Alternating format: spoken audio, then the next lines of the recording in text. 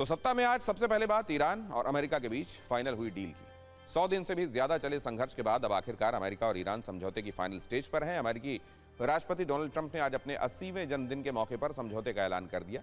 Iran की तरफ से भी ट्रंप के दावों की पुष्टि की गई, यानी डील फाइनल हो चुकी है। संभावना है कि 60 दिन के इस MOU पर 19 जून को जिनेवा में हस्ताक्षर हो सकते हैं। इसके लिए ट्रंप खुद भी जा सकते हैं, जिसके बाद आगे की शांति वार्ता शुरू होगी।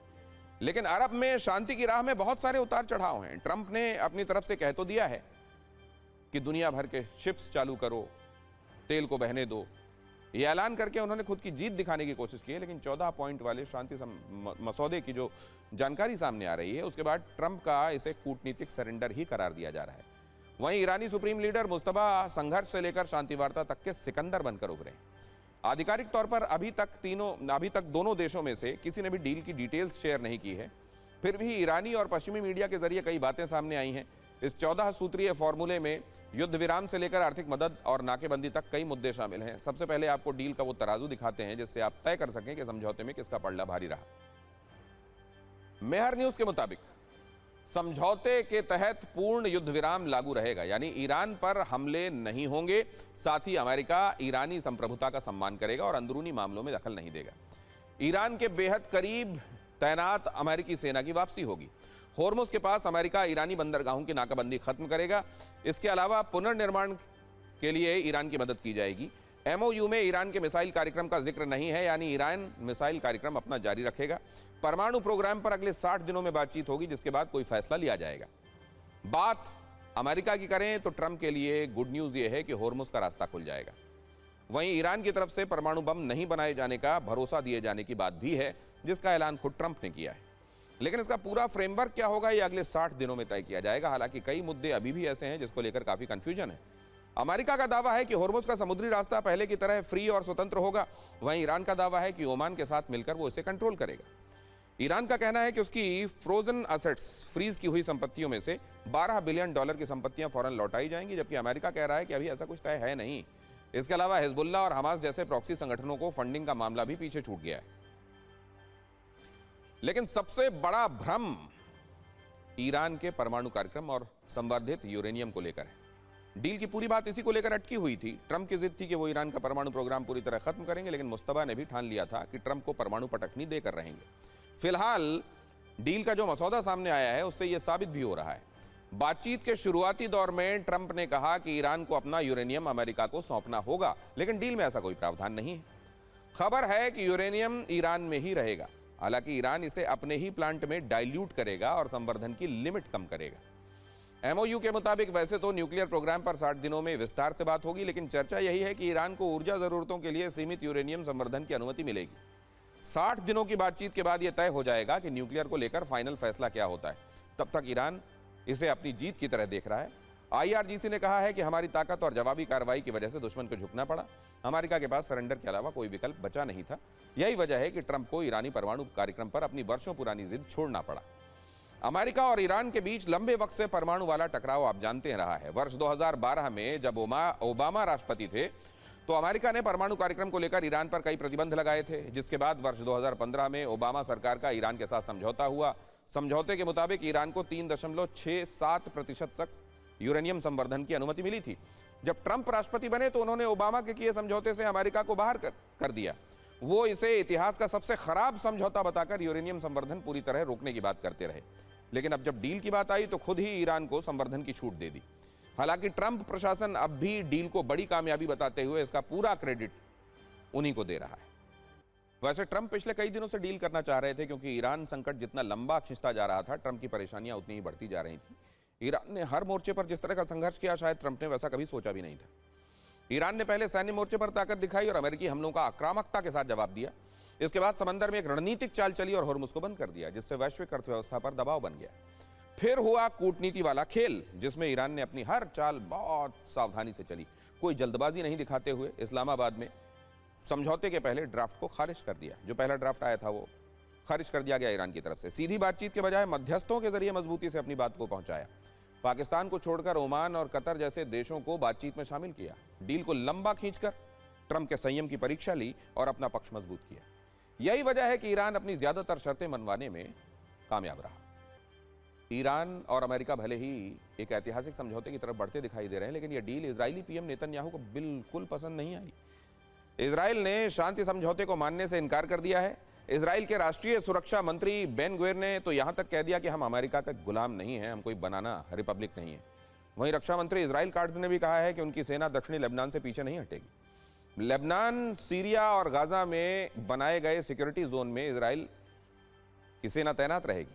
इजरायली मीडिया के मुताबिक नेतन्याहू ने ट्रंप को अपना पक्ष बता दिया है और लेबनान पर इजराइल की स्वतंत्र सुरक्षा नीति का हवाला भी दिया है। ऐसे में इजराइल का हमला या कोई फॉल्स फ्लैग ऑपरेशन इस डील के लिए जाहिर है खतरा साबित हो सकता है। आशंका है कि नेतन्याहू सरकार इस डील को पटरी से उतारने के लिए हिजबुल्लाह के खिलाफ कोई बड़ा अभियान शुरू कर सकता है या फिर ईरान पर डायरेक्ट अटैक भी हो सकता है। हालांकि ट्रंप ने स्पष्ट संकेत दिए हैं कि वॉशिंगटन अब इजराइल की हर मनमानी को आंख मूंद कर समर्थन नहीं देगा। वैसे लेबनान में हो रहे हमलों से भी ट्रंप नाराज हैं। ट्रंप ने कहा है कि नेतन्याहू को यह हमला नहीं करना चाहिए। इस तरह की कार्रवाई होती रही तो पश्चिमी एशिया में जंग कभी खत्म नहीं होगी। ट्रंप ने तो यहां तक कहा कि नेतन्याहू जरा भी समझदारी से काम इस वक्त ले नहीं रहे। ईरान के विदेश मंत्रालय ने भी कहा है कि अगर लेबनान में जंग नहीं रुकी तो ईरान अपनी पूरी क्षमता का इस्तेमाल करेगा। यानी डील वाली इस पूरी पिक्चर का क्लाइमैक्स एक तरह से इजराइल के ही एक्शन पर निर्भर है। वैसे डील टिकेगी या नहीं टिकेगी, यह सवाल इजराइल के बागी तेवरों को देखकर और बड़ा हो गया है। लेकिन कुछ जरूरी सवाल इस वक्त देश में ट्रेंड कर रहे हैं। सोशल मीडिया पर उन पर विचार विमर्श भी चल रहा है। इन्हीं में से एक सवाल यह है कि डील की खबर आते ही इंटरनेशनल मार्केट में कच्चे तेल की कीमतें क्रैश हो गई हैं, तो क्या भारत में अब पेट्रोल और डीजल के साथ सीएनजी के दाम घटेंगे? क्योंकि तेल कंपनियों ने युद्ध की दलीलें और नुकसान का रोना रोते हुए पेट्रोल डीजल के दामों में इजाफा किया था। एक सवाल यह भी है कि 4 बार पेट्रोल डीजल की कीमतों में इजाफा किए जाने की वजह से तेल कंपनियों के घाटे का कुछ हिस्सा रिकवर हुआ था, लेकिन क्या कच्चे तेल के दाम गिरने के बाद आम जनता का घाटा भी पूरा होगा या उसे इसकी राहत दी जाएगी क्या?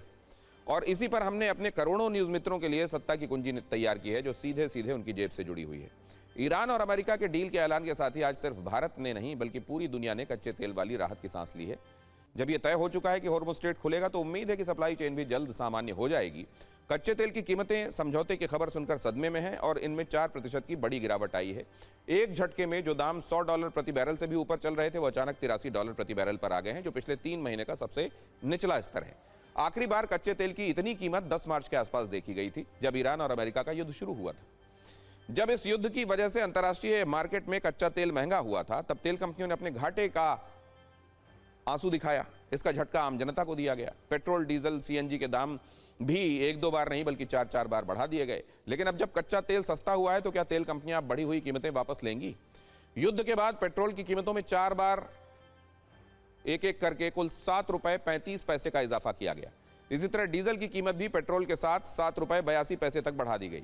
11-12 दिनों में 4 बार सीएनजी के दाम भी बढ़े, जो करीब ₹6 तक हैं। लेकिन फ्यूल के अलावा जनता और व्यापारियों का कॉमर्शियल सिलेंडर वाला दुख भी बढ़ा। युद्ध के बाद मार्च से जून तक कॉमर्शियल सिलेंडर की कीमत ₹1356 बढ़ाई गई, जबकि 5 किलो वाले छोटे सिलेंडर के दाम भी ₹323 बढ़ गए। अब सोशल मीडिया पर इसी को लेकर बहस छिड़ी हुई है कि कच्चे तेल का दुख तेल कंपनियों ने जनता पर ट्रांसफर कर दिया था, लेकिन क्या यह राहत भी जनता तक पहुंचेगी?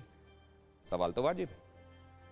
युद्ध के बाद 15 मई को पहली बार पेट्रोल और डीजल के दाम बढ़े थे और यह भी सच है कि बाकी देशों की तुलना में भारत में इनकी कीमतें उस तरह से रॉकेट नहीं बनी। तब तेल कंपनियों ने कहा था कि आम लोगों को राहत देने के लिए उन्हें पेट्रोल डीजल पर हर रोज 1000 करोड़ रुपए का नुकसान हो रहा है। 4 बार रेट बढ़ने के बाद भी अब यह नुकसान 600 से 700 करोड़ का बताया जा रहा है। लेकिन युद्ध से पहले कैसे ये तेल कंपनियां मुनाफे के तेल में डूबी हुई थी, यह भी तो देखना पड़ेगा। रिपोर्ट्स और आंकड़ों के मुताबिक जनवरी से मार्च के बीच इंडियन ऑयल को 11,377 करोड़ रुपए का फायदा हुआ, जबकि भारत पेट्रोलियम को 3,191 करोड़ और हिंदुस्तान पेट्रोलियम को 4,901 करोड़ का शुद्ध लाभ हुआ था। लेकिन मुनाफे वाला यह स्वाद भारत की तेल कंपनियां कोई अभी से नहीं ले रही हैं, बल्कि पिछले 4 वर्षों का आंकड़ा अगर आप देखें तो आप और ज्यादा हैरान होंगे। आंकड़े बताते हैं कि ओएनजीसी समेत भारत की प्रमुख तेल कंपनियों को 4 वर्षों में 3,45,354 करोड़ का फायदा हुआ है और ये आंकड़े वित्त वर्ष 2022 से लेकर 2026 तक के हैं।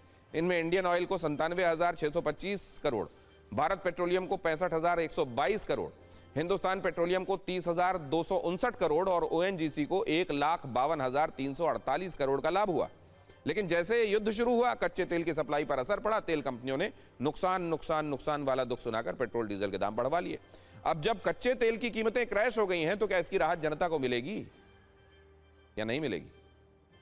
जवाब का इंतजार रहेगा। पेट्रोल डीजल वाली खबर के बाद अब न्यूज मित्रों के लिए एक जरूरी एथेनॉल अपडेट।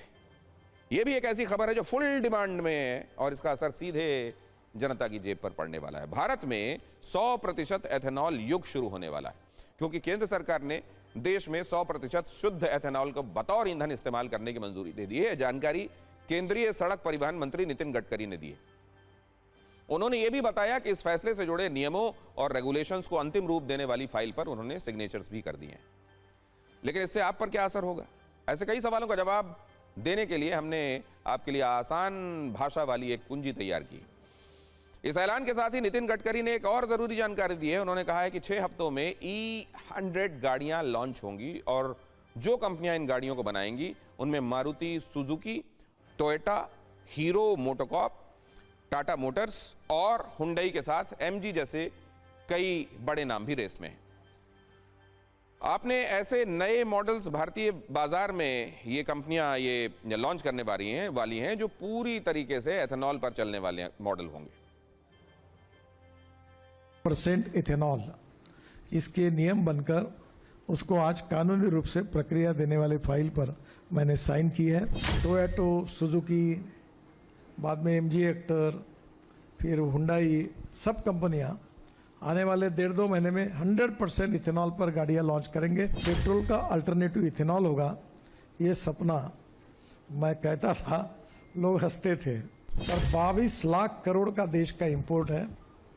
अब ये इंपोर्ट कम करने का जो हमने संकल्प किया था, धीरे धीरे गैस भी देश में पैदा होगा, पेट्रोल डीजल का अल्टरनेटिव भी तैयार होगा।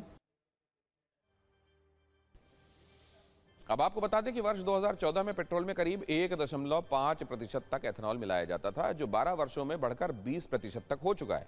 अब सरकार E85 और E100 की बड़ी तैयारी कर चुकी है, मतलब 85% और 100% एथेनॉल। लेकिन जो एथेनॉल ब्लेंडिंग की प्रक्रिया भारत में शुरू हुई थी, उससे देश को कितना शुद्ध लाभ हुआ, यह भी तो देखना पड़ेगा। सेवा फर्म KPMG की एक रिपोर्ट के मुताबिक एथेनॉल ब्लेंडिंग की वजह से भारत की 1.67 लाख करोड़ रुपए की विदेशी मुद्रा बचत हुई है।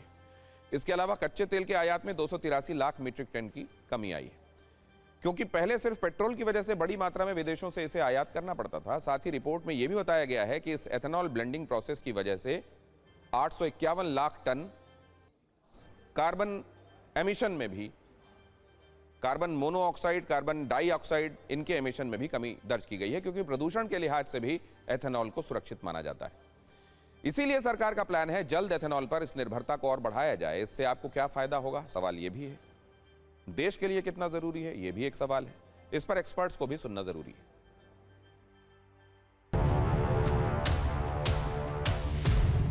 ये एक बड़ा शिफ्ट है हमारे होम ग्रोन क्रॉप से, sugarcane and rice paddy से हम जो इथेनॉल प्रोड्यूस करेंगे उससे गाड़ी चलेगी, और इसके लिए अब हमारी इंडस्ट्री भी रेडी है। ये एक निश मार्केट पे नहीं फोकस हो रहा है, ये फोकस हो रहा है आम जनता के लिए।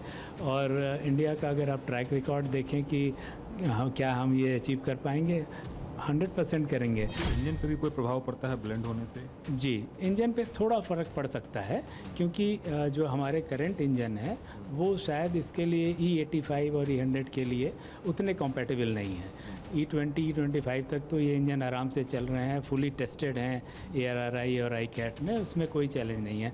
लेकिन यस, अगर हम E85, E100 पे जाएंगे तो वो इंजन फ्लेक्स इंजन, जो अभी मारुति ने जैसे लॉन्च किया, वो इंजन थोड़ा फ़र्क है, तो वो लाना पड़ेगा। उसके लिए इंडस्ट्री तैयार है। सत्ता की अगली खबर लाखों करोड़ों राम भक्तों की आस्था से जुड़ी हुई, जिसे चोट पहुंचाई है उन लोगों ने जिन्होंने राम मंदिर में मिले चढ़ावे की रकम और गहनों की चोरी करके बड़ा अपराध और घोटाला किया है। पिछले कुछ दिनों से मचे इस हंगामे के बाद राम मंदिर चढ़ावा घोटाले में 2 बड़े अपडेट्स आए। पहला अपडेट, सुप्रीम कोर्ट की निगरानी में CBI जांच करे और FIR दर्ज हो, ऐसी मांग की गई है। दूसरा अपडेट यह है कि स्पेशल इन्वेस्टिगेशन टीम यानी SIT अयोध्या पहुंच गई है और उसने जांच शुरू कर दी है, जिसके बाद अब यह तस्वीर साफ हो जाएगी कि राम मंदिर में कितने करोड़ के चढ़ावे का घोटाला हुआ है। हालांकि SIT की जांच शुरू होने से पहले ही 2 करोड़ रुपए की रिकवरी भी हो चुकी है और पूरे मामले में 3 किरदारों का जिक्र सबसे ज्यादा हो रहा है। अनुकल्प मिश्रा, लवकुश मिश्रा और राम शंकर यादव टिन्नू। इन तीनों की चर्चा इसलिए है क्योंकि राम मंदिर में महज कुछ हजार की नौकरी करने वाले इन तीनों ने पिछले कुछ वर्षों में लाखों की संपत्ति बनाई, जिससे हर कोई हैरान है। इन तीनों पर क्यों शक है वो समझने के लिए तीनों किरदारों के बारे में एक एक कर समझिए। और सबसे पहले अनुकल्प मिश्रा की बात करते हैं। अनुकल्प मिश्रा भी नोट गिनने वाली टीम का हिस्सा थे। आरोप है पिछले कुछ दिनों में कई जगहों पर उसने संपत्तियां खरीदी। अनुकल्प मिश्रा के खर्च करने के तौर तरीके से सब हैरान थे। अनुकल्प मिश्रा की तरह ही लवकुश मिश्रा भी नोट गिनने वाली टीम का हिस्सा था। पिछले 6 महीने पहले ही उसे यह नौकरी मिली थी। पुलिस ने लवकुश मिश्रा के आवास पर छापेमारी की थी। उसके घर से करीब 10 लाख रुपए भी मिले थे। टीवी 9 भारतवर्ष की टीम अनुकल्प मिश्रा और लवकुश मिश्रा के घर पर पहुंची। अनुकल्प मिश्रा के परिवार के किसी सदस्य ने बात नहीं की। हालांकि लवकुश के परिवार वालों ने माना कि कुछ दिन पहले कुछ लोग आए थे जिन्हें घर से 10 लाख रुपए मिले। लवकुश मिश्रा के परिवार का कहना है कि 10 दिन से बेटा घर नहीं आया। सवाल यह है कि जब पुलिस ने उसे हिरासत में नहीं लिया है तो लवकुश मिश्रा और अनुकल्प मिश्रा हैं कहां? एक बार अनुकल्प मिश्रा और लवकुश मिश्रा के घर से यह रिपोर्ट देखिए, फिर रामशंकर यादव टिन्नू की पड़ताल।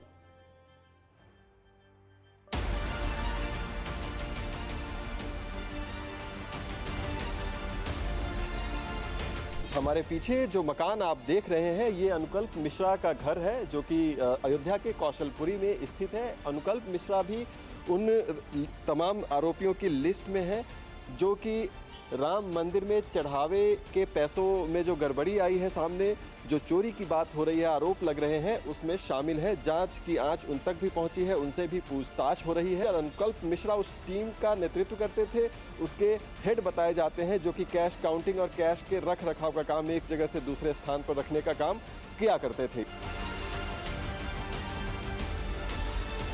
ये मकान जो है वो लवकुश का है जो कि अयोध्या राम मंदिर परिसर में कैश काउंटिंग का काम करते हैं और उनसे भी पूछताछ की जा रही है पूरे इस मामले में, जो कि दान पात्र में पैसों की गड़बड़ी का जो मामला है उसमें पूछताछ की जा रही है। यहाँ पर भी टीम पहुंची थी और टीम पहुंचने के बाद यहाँ पर कुछ बरामदगी भी हुई है। तलाशी नहीं जौन है जी, यही से अपन जौन पाए जो पैसे रुपए 10-5 लाख रुपए वो लेके चले गए।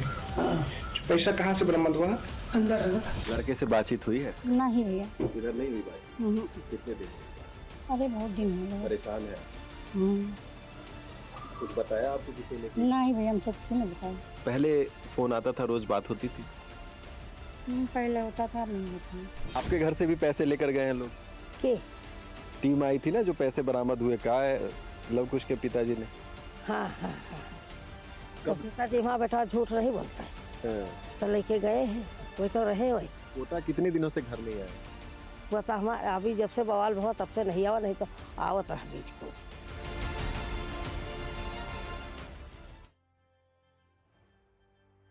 इन दोनों के बाद जिस तीसरे व्यक्ति की सबसे ज्यादा चर्चा है वो है रामशंकर यादव उर्फ टिन्नू। इसे ट्रस्ट का काफी पावरफुल व्यक्ति माना जाता था। ट्रस्ट के महासचिव चंपत राय का खास सहयोगी और चढ़ावे को बैंक में डिपॉजिट करने का मैनेजमेंट रामशंकर यादव के ही जिम्मे था। स्थानीय लोगों के मुताबिक कुछ वर्ष पहले तक उनकी पहचान एक ऑटो रिक्शा चालक और चंपत राय के ड्राइवर और सहयोगी के तौर पर थी। सूत्रों का दावा है कि टिन्नू यादव के पास अयोध्या और लखनऊ में करीब 50 करोड़ रुपए की चल अचल संपत्तियां हैं। इनमें अयोध्या एयरपोर्ट के पास 70 कमरों वाला हॉस्टल है, 3 रेस्टोरों में हिस्सेदारी है और लखनऊ में संपत्ति, एक टोयोटा फॉर्च्यूनर और 2 मंजिला इमारत है।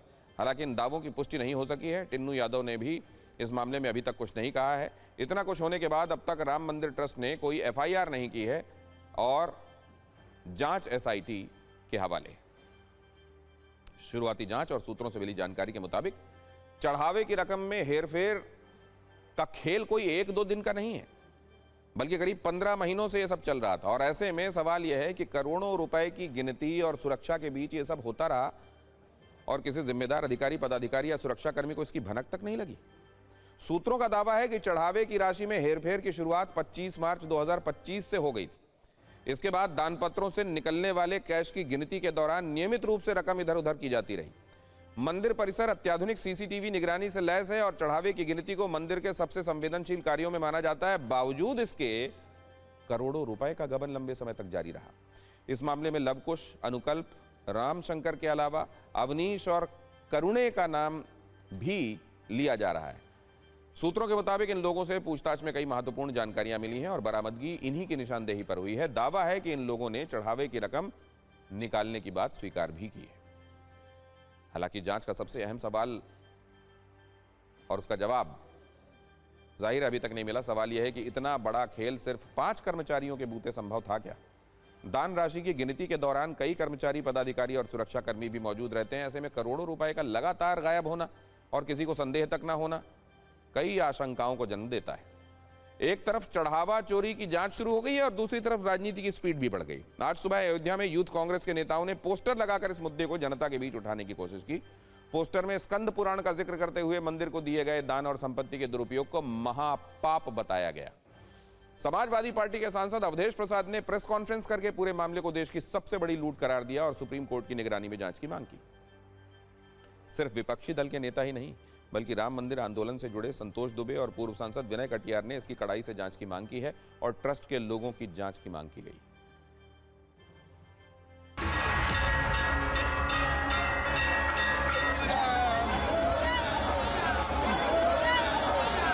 ये मामला छोटा नहीं है, ये छोटा मामला नहीं, बड़ा मामला है।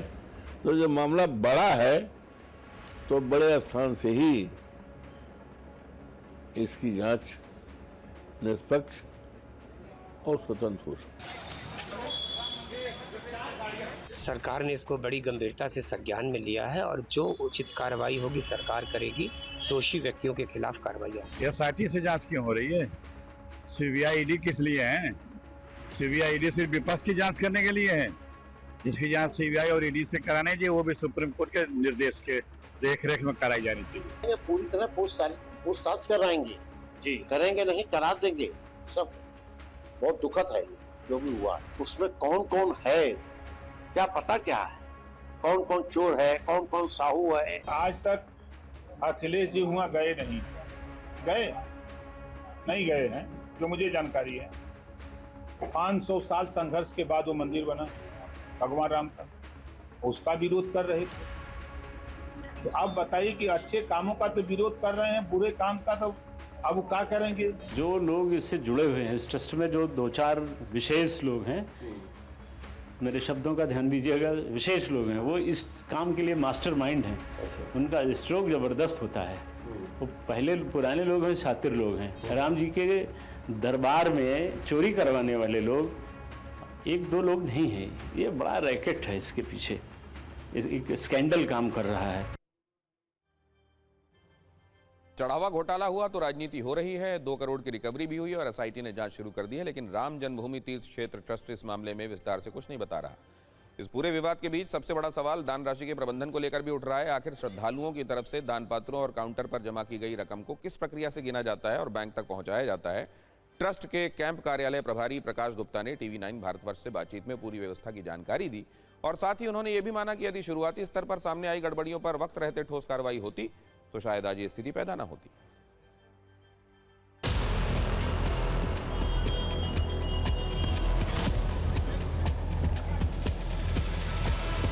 मैं नहीं समझता कि किसी प्रकार इसमें अब ढिलाई बरती जाएगी।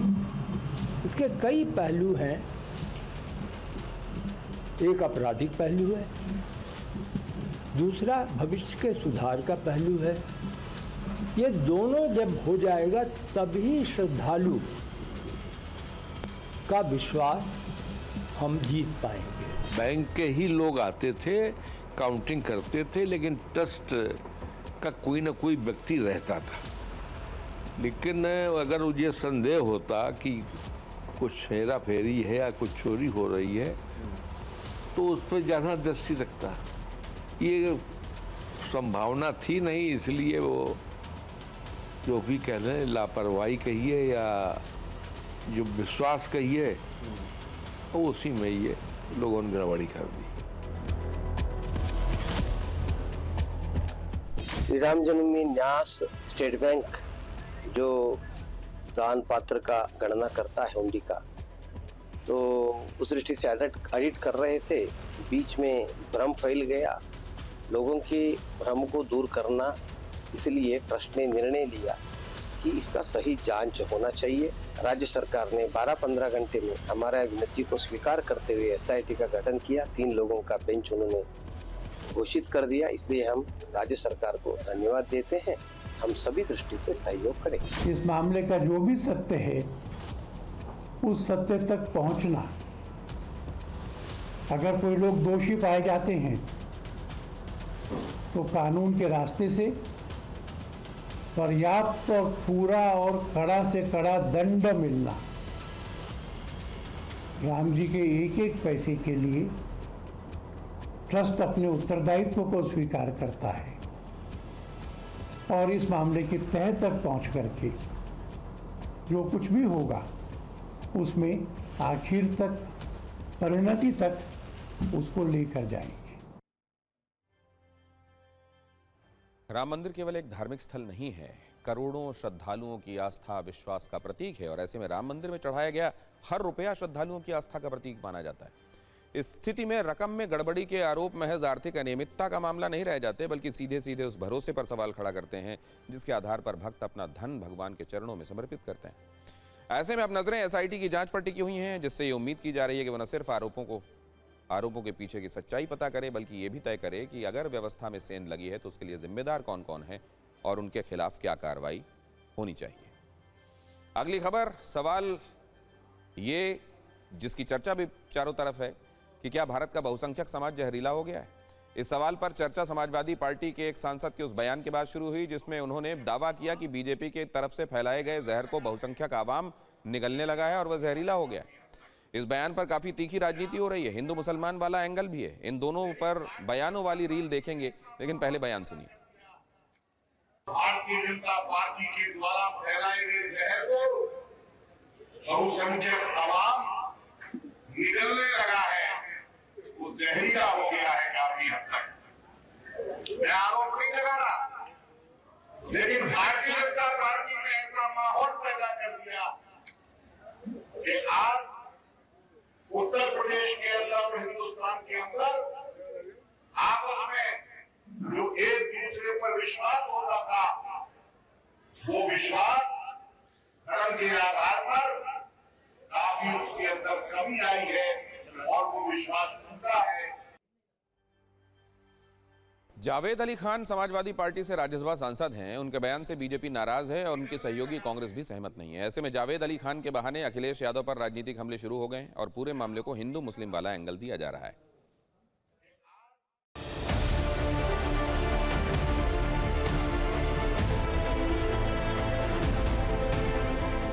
हाँ, हिंदू जहरीला हो गया, उसके लिए जो कट्टरपंथी हो गए, हिंदू जहरीला हो गया, उसके लिए जो देश विरोधी अखिलेश यादव के सह पर ये बोल रहे हैं और इसका खामियाजा अखिलेश यादव को चुनाव में भुगतना पड़ेगा।